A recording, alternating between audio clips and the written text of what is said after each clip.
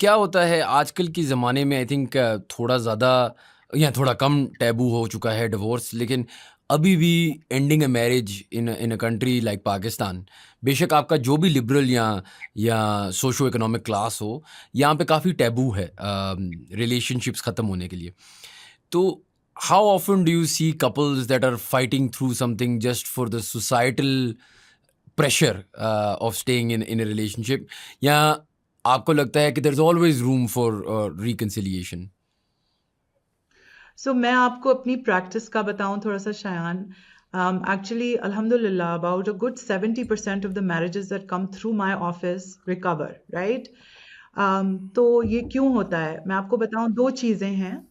Yes, divorce is common, but मैं बताऊं stigma बहुत है, और स्टिग्मा अंडरस्टैंडेबली है कि ये मुश्किल चीज़ है। ये क्यों होती है, इसके दो तीन रीजंस हैं।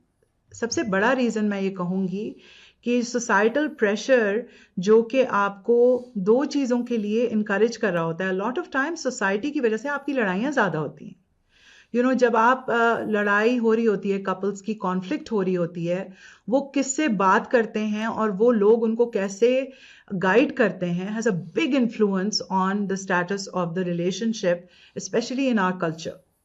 तो अगर आपकी प्रो मैरिज फैमिली नहीं है और वो कह रहे हैं इस तरह के डायलॉग्स कि छोड़ दो और क्या ज़रूरत है और हम ये बर्दाश्त नहीं करेंगे, that's called relationship straining language, right? तो वो it adds fuel to the fire, right? कोई ऑलरेडी वल्नरेबल है, कोई ऑलरेडी अच्छा फील नहीं कर रहा, और आप उनको दो से चार बातें बता दें that are very anti supportive of the marriage.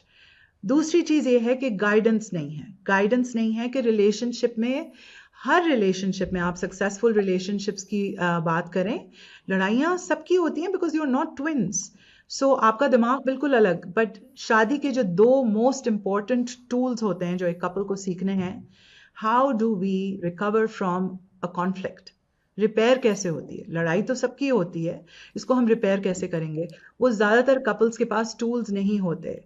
Societal pressure to stay in a marriage वो डिफरेंट चीजें हैं। तो कुछ होते हैं जिसको कहते हैं रेड फ्लैग इश्यूज, जिन पे you may want to consider divorce. आप most issues are very solvable. आप मुझे रेड फ्लैग इश्यूज की थोड़ी सी एग्जांपल्स दे सकती हैं? मैं एग्जांपल्स दे सकती हूँ, एंड अगेन हर किसी की सिचुएशन डिफरेंट होती है, I don't want to generalise.